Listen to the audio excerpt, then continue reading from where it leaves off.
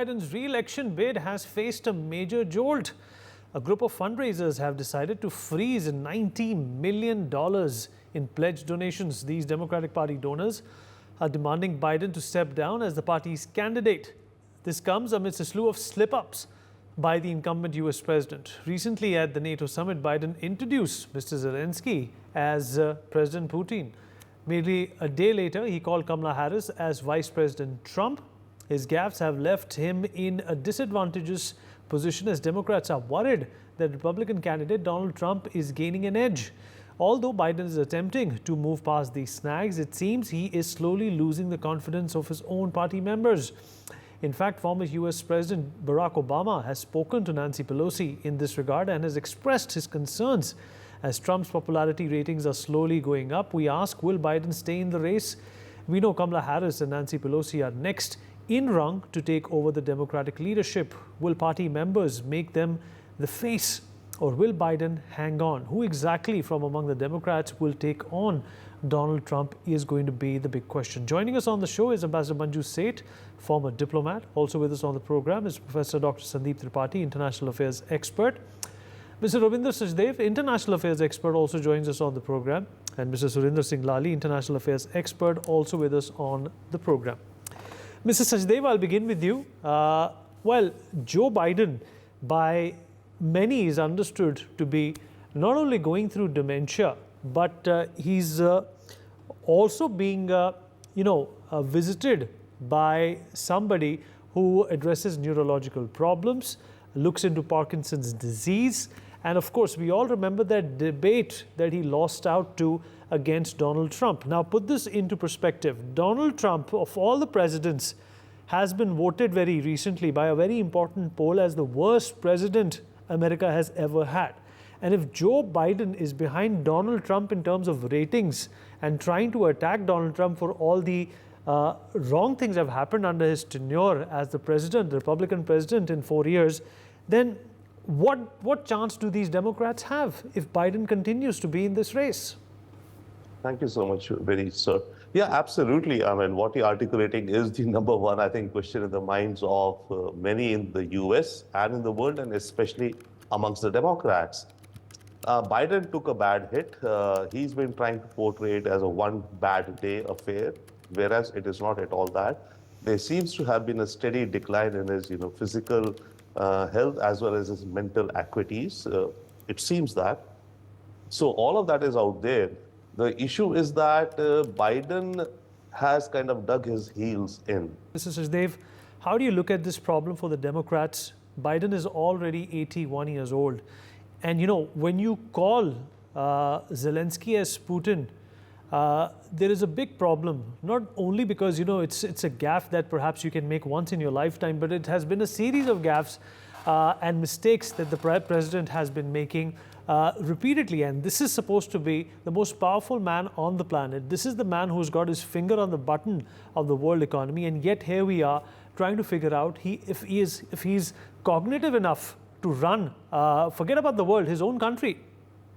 Oh, absolutely. And that is hugely a concern. See, what Biden is trying to do in his, after the debate debacle disaster, he's going back and harping that how great were the last 4 years, what I did over the last 4 years, vote me on that record.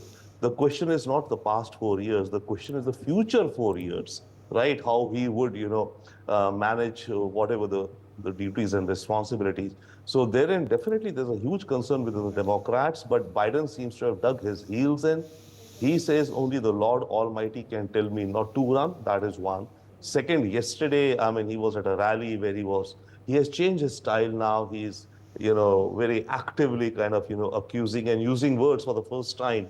I think for Trump calling him that he's a rapist, he's a criminal, he's a felon, right? So he's trying to bring in all those words to kind of, shore up his campaign. But the point is that the next 3 months or about 100 odd days are extremely critical. And one cutoff, I will say, is the Democratic Convention, I think on the 17th of August. Between now and that date, he's holding on for now, Biden, right? But in the coming days or weeks, if another, if another sorry performance is seen from Biden, I think the dam will break. Right now, the dam is building up. I mean, imagine New York Times in its editorial saying Biden has to step down. Washington Post saying he has to step down. All their columnists saying he has to step down. George Clooney, who held a fundraiser for him hardly, a month ago in Los Angeles, $30 million, one of the largest ticket items, wrote an op-ed in the New York Times, say that Biden should go. And yes, at the last fundraiser also, he was not physically fit, but now I cannot go along, or I don't think we should go along. And on top of it, as you mentioned yourself in the headlines, there are reports that in total of about $90 million of donors are kind of waiting in the wings now. So donor money is holding up. But what's happening, what the Biden campaign is doing, they're showing that their donations are going okay because they're showing the grassroots donations, right? So the grassroots donations for Biden are coming in as they were. There's been a little dip maybe or some more. But what is being held back are the large money donors. So going ahead, I mean, there seems, and I think a total of about 18 members of Congress, 16 or so from the House of Representatives and 2 senators, I think 18 have said that Biden should not continue. So this dam is kind of swelling. It will break. The chances are that it will break if in the next 1 or 2 weeks some other disaster happens with Biden. Otherwise, Biden will go along, but he's wounded. He is deeply wounded within his own party as well as within the overall American context. But he says that he feels that he's the best candidate to defeat Trump. So he's going ahead with that. Overall, I do think that there is a chance that Biden will have to step down in the coming weeks. Ambassador Manju, what do you make of this, and why do you think are the reasons that Biden continues to, in fact, flaunt himself as somebody who's capable of running again? In fact, the last leg of his presidency has been nothing short of a disaster.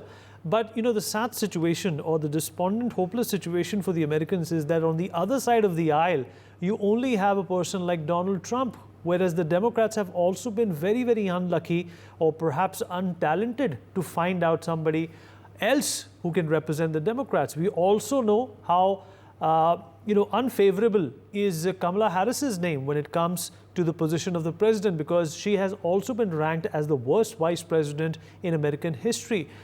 They're not spoiled for choices. In fact, they don't have a choice. And amidst this, if you have a crisis for the most popular Democrat to step down, what's the future for the Democrats here? Yes, it's extremely, worrying for them and a matter of concern for all Democrats, the way things have panned out, and the cognitive issues that President Joe Biden has exhibited. I think these, have dented his overall, the perception of his overall suitability to be the president for the next 4 years. But he has been saying, if you look at his performance and the way it goes up and down, and the gaps are less, but still they're happening again and again. Overall, he's okay, but he's making these, repeatedly. So this has definitely dented the image completely of Joe Biden to, whether he's able to manage. For the Democrats, really, as you said, there doesn't seem to be too many options. There's nobody else who's, who'd be very popular or widely accepted within the Democrats.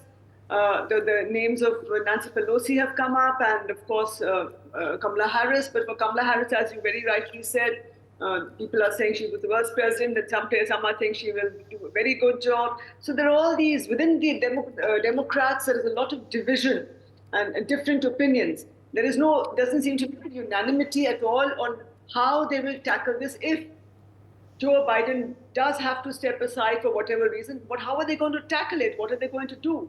What are the options that they're looking at? I think so that is and for the US. And of course, in all this, I think President Trump, as you mentioned, he's the other, person on the other side. And there doesn't seem to be any choice. Like Hobson's choice, you just don't have any other option. Accounts by all the, the polls, etc.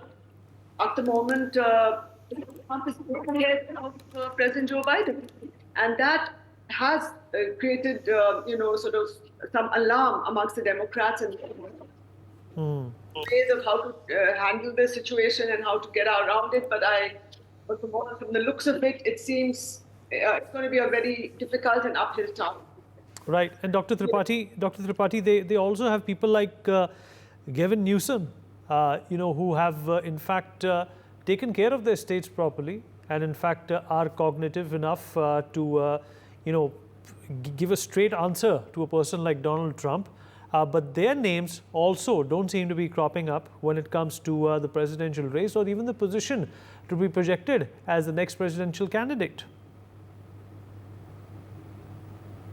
You're muted, sir. Yeah. Hello. There you are. Thank you so much for having me here. See, the Democratic Party stands in a very critical juncture. They don't have any option. They don't have any choice. And the choice is very difficult for them. This is, first of all, but the donors are pulling their funds for the re-election campaign of President Joe Biden. So there is kind of a nervousness among the Democrats. The nervousness is after especially the debate debacle. The entire world has seen the kind of disastrous debate on 27th June in Atlanta. So, and one of the most important supporters of the Democratic Party and Hollywood star George Clooney, he wrote for the New York Times and he called on President Biden to step down. But now the question is that what are the conditions? What are the alternatives? Is there any options?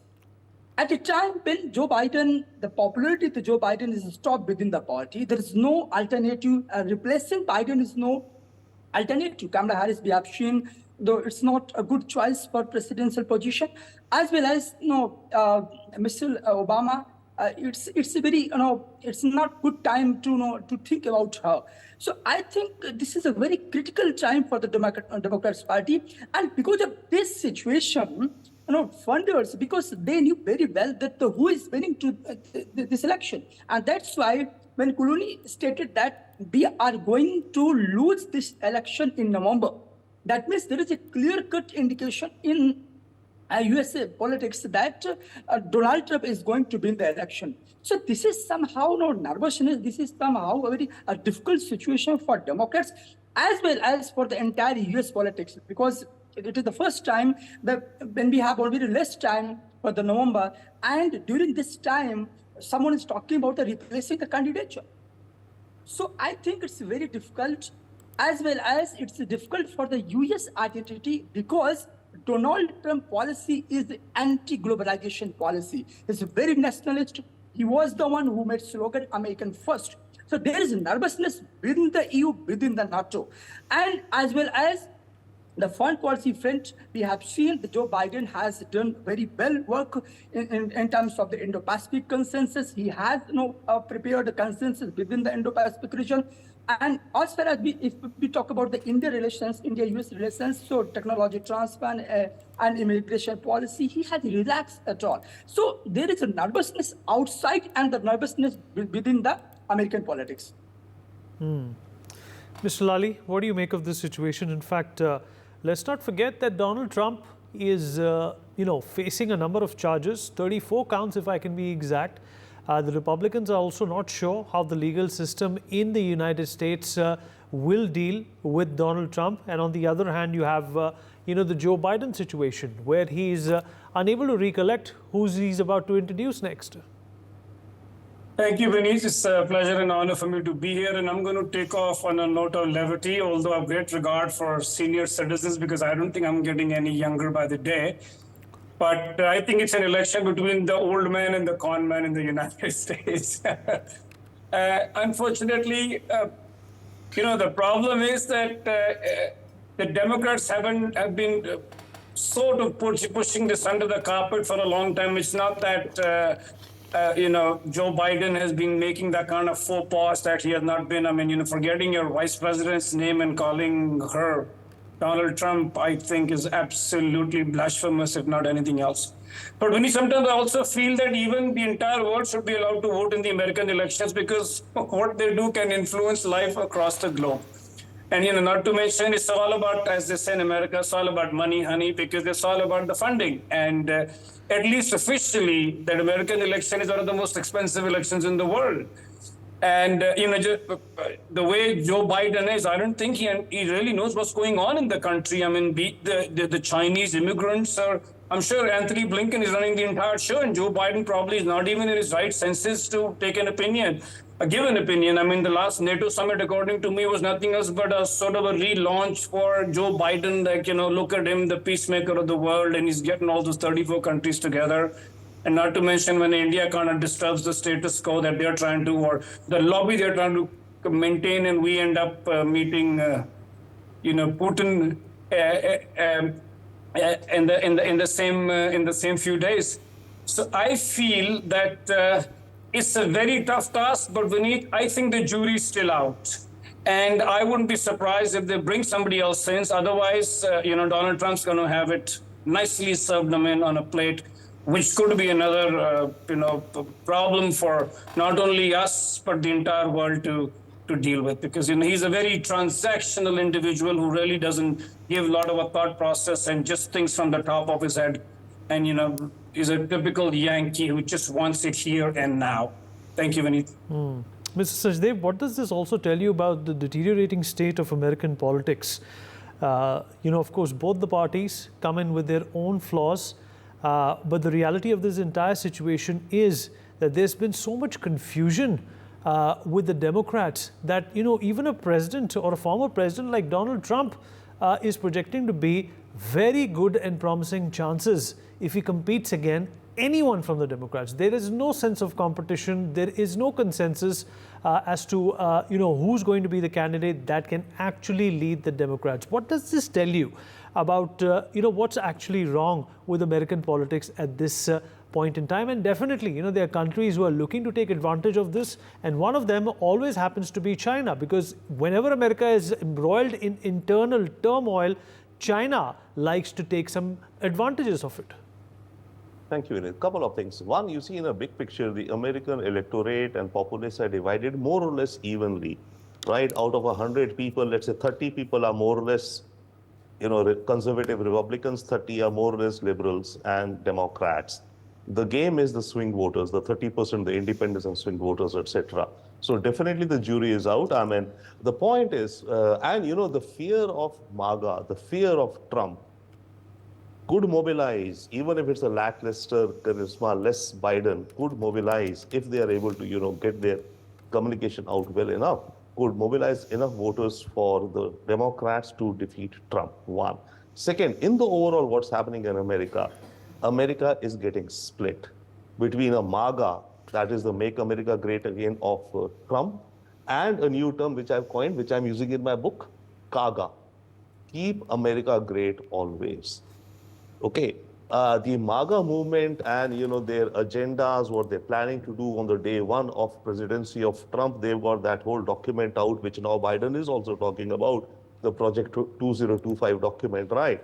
Which says that on day one, what the administration should be ready and running to execute, hire, fire, the federal executive service, immigrants, etc., whatever. So that's the MAGA agenda. Now the issue is, be it Trump or be it not Trump in 2025, even if Biden wins, in 2029, there's a fair opportunity that a Republican would come, right? The point is, in 2029, the Republican who comes, would not be Trump, would still be in the mold and fashion of MAGA Trump. What the MAGA, the conservative, the hard conservatives, the far right, the right and the far right all melted together. They want now to have a go at the US government. They want to now radically change the US administrative system, the federal government. They think that America's power flows through the administrative machinery of America, which is correct, right?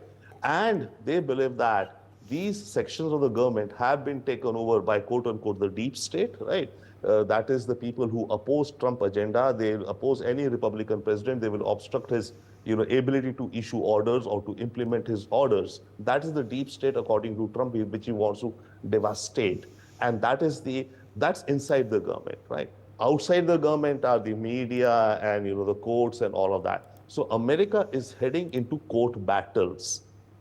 And these court battles is the last frontier, I would say, of American conflict, which is going on in the political context. would be decided in the courtroom battles. Now, if the courtrooms are more conservative leaning, we can well imagine that the judgments which will come out will, probably, probability-wise speaking, will be more favoring the conservatives. So that's where American politics is headed. Now, last quick point regarding Harris. See, Harris was apparently not very popular and all, but I think the last 1 year she has upped her profile, especially after the Roe versus Wade abortion thing. She has been going around.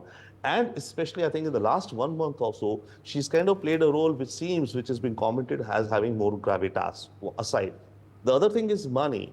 The problem is that the Biden campaign has about $220 million, which Biden the other day said in their campaign. If there is somebody else who gets the nomination, then this $220 cannot be used by that candidate directly for their campaign. Then this money, which the Biden campaign has $220 million, would have to be transferred to a super PAC, which can, yes, promote the Democrat agenda and whatever, everything. Okay. But that money, cannot be used to promote But yeah, Biden. the big question is, Ambassador Manju said that who's better for India? Obviously, when Republicans have been in power, India supposedly has had a better run with them as compared to the Democrats. What's in it for India? Either it's Donald Trump or somebody else who represents the Democratic Party. If you see, yes, traditionally it has been, the Republicans have been better, but we have seen during this term also of President Joe Biden, things have been pretty good, on the bilateral relationship front. So things have improved, and earlier also there have been some, agreements, etc., which have come about even in the during the Democrat governments when they were in power. So for India, I think, and India's normal policy has been to work with whoever is in power in the US, whether it's the Democrats or the Republicans. And overall, we've shared a good relationship with the civil government has been there, especially since we sort of renewed our partnership with the US. And yes, to some extent, we saw that during the Trump, presidency, there was more more linkages and more strengthening of the partnership. But even during Biden's presidency, many new things, many new initiatives which have come about, in technology, in defense, in manufacturing in India, research and innovation in key technologies, the Quad of all these have been good for the bilateral relationship and for India. So it's difficult to be good, because we hope that whoever comes into will be good for India, and India will have the government. All right. All right. So the next few days in American politics are going to be extremely interesting. We're going to get to know whether the Democrats are, in fact, going to have somebody else represent their party. Mr. Lali, you want to say something quickly, sir? Sir, I think, as they say, known devil is better than the unknown. So I think Donald Trump still might not be bad, because he has pathological hatred for China. He's already saying that he's going to, levy 10% duties to the world and another 50% on China. So, I mean, although it could be, it's a mammoth task for us to manage that business from China. Do we have the infrastructure or no? But between the known and the unknown devils, and since the jury's out, I think Donald Trump should be a better bet for us, because, puppies and juppies between him and Mr. Modi has already happened a few times. All right. On that note, we dip into a short break. Would like to thank all my guests for being a part of this wonderful conversation.